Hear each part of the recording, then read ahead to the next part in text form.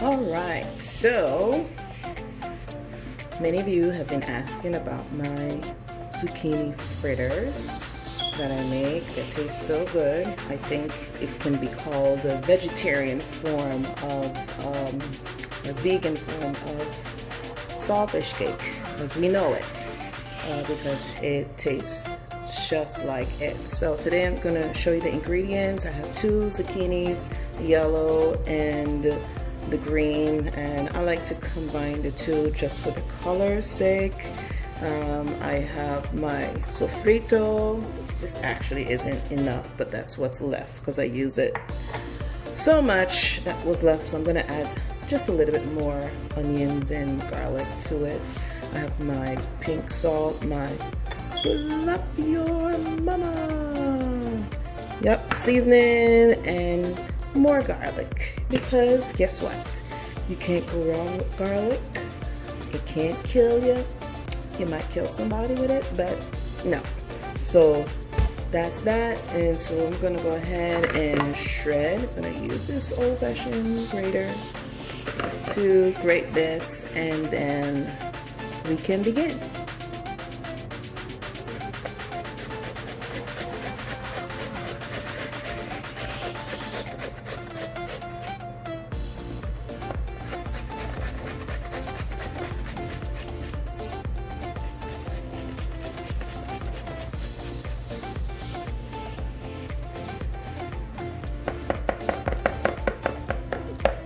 Alright, so here we go. We have our green and yellow zucchini all mixed together.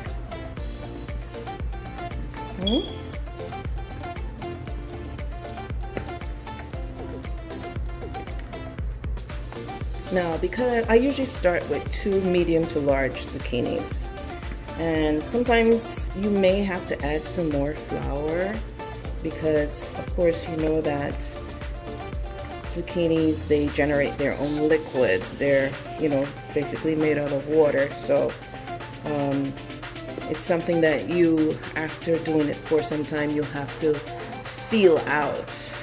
Okay, but I generally start with 2 cups of self-rising flour. Okay, so here I go. I'm going to add the seasoning first, which is my sofrito. Alright, and I'm just going to add that in there.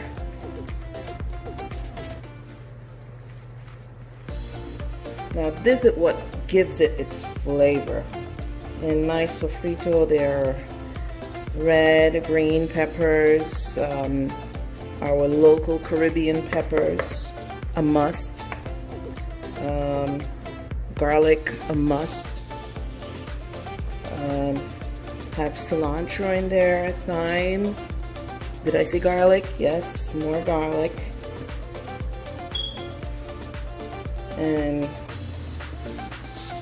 usually that's the base of my sofrito that I make. Alright, now I am just going to add my slap your mama to this. I don't know why I'm doing a sound effect, but yeah.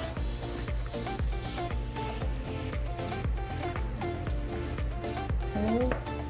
And like I said, some more roasted garlic powder. Okay. Well, actually it's the granulated garlic. I prefer that than the powder. I just think it gives a better flavor. And then I'm going to add a little bit of pink salt, Himalayan salt to that.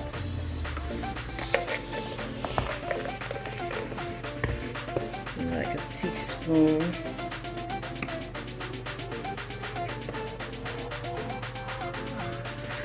Now I have all the ingredients in here, and because this has no egg or anything in it, it's okay to just go ahead and just grab a little bit and kind of taste it to see if it's seasoned enough. so that when you put the flour, you don't have to add any more. And I'm gonna just add a little bit more salt to it. You can see it's generating its own liquid in here. Okay. Gonna add a little bit more salt. Oops. Add my cayenne pepper.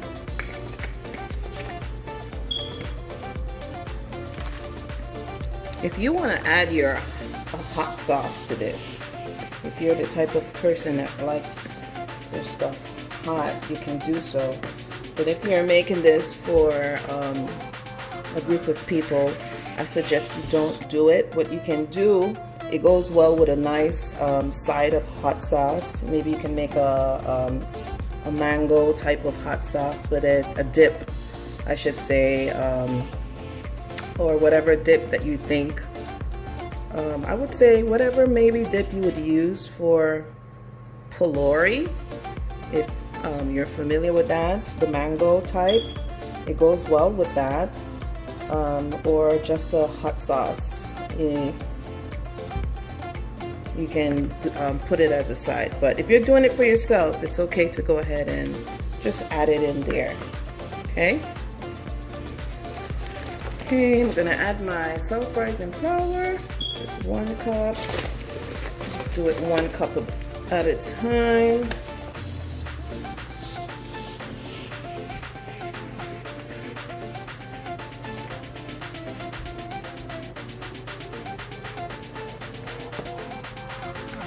And then I'm gonna add the next cup.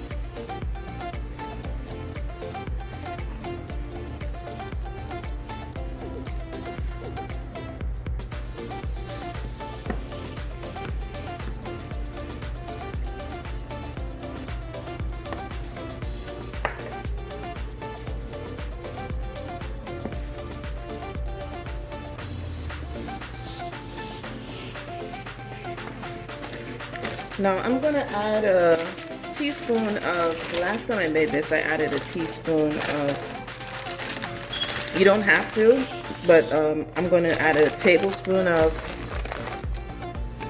fine cornmeal, and that just helps with the texture. I find it was real nice, so I think I'm gonna add that to my recipe. By the way, this recipe was originally,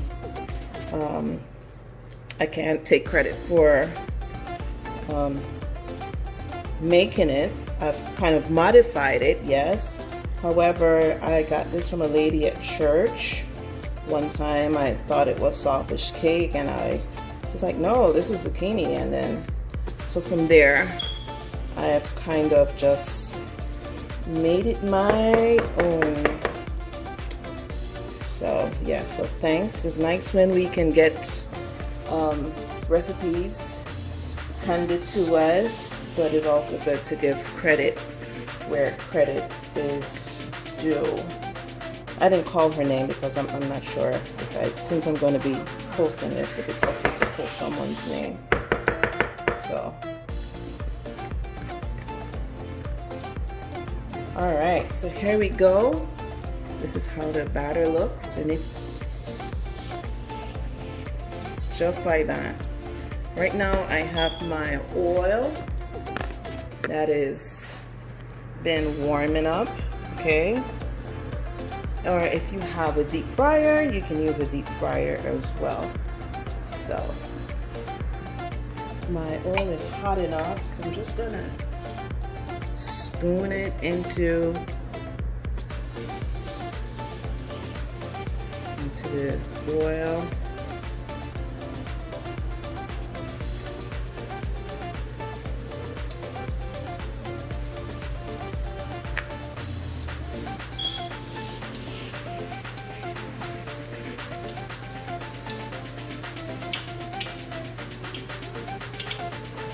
great for like a get-together party, especially someone who is vegetarian, vegan.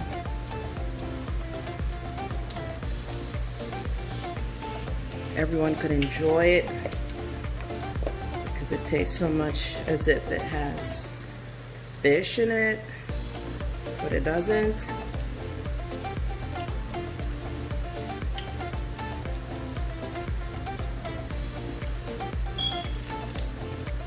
You can make them smaller, you can make them bigger. However, like that, as soon as it turns golden brown, you might want to flip it.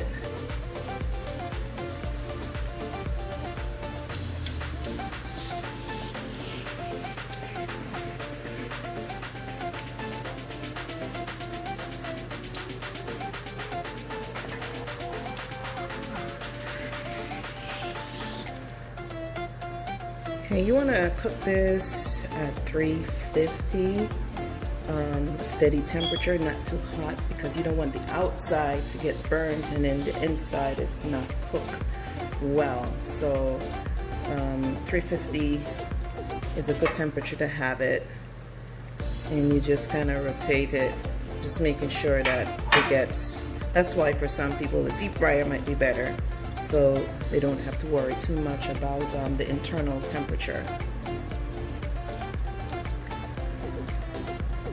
Okay, these are ready to come out now. As you can see, it's a nice golden color. Look at that. Nice golden color.